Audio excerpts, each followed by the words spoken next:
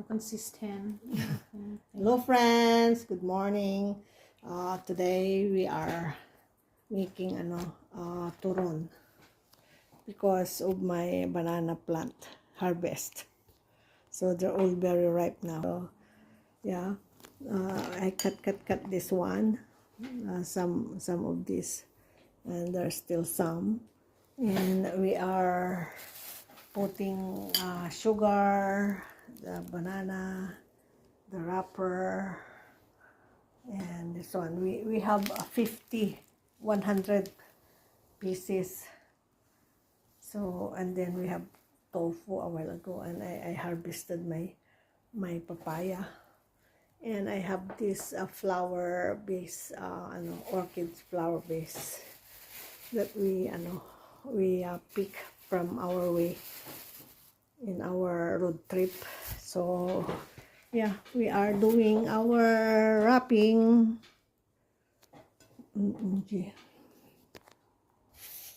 I'll just doing this. Oh my God, talagang na.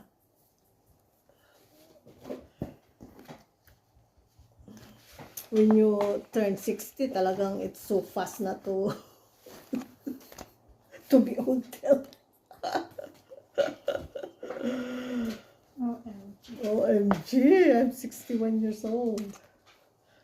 So what can we expect?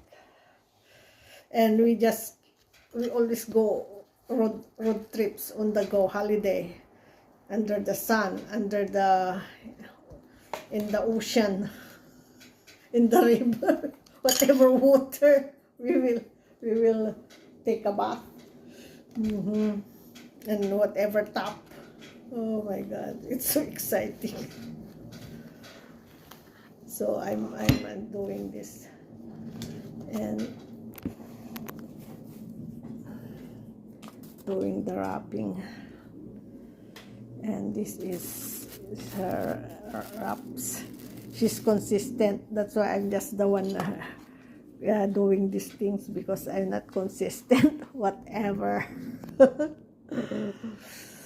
And I mix some sweet of this one too. And you know what? I cook adobo with passion, because I have passion fruits from my garden. So I made this adobo, pork and chicken adobo with silok, with the passion fruit as a vinegar, sour. Okay, that's it for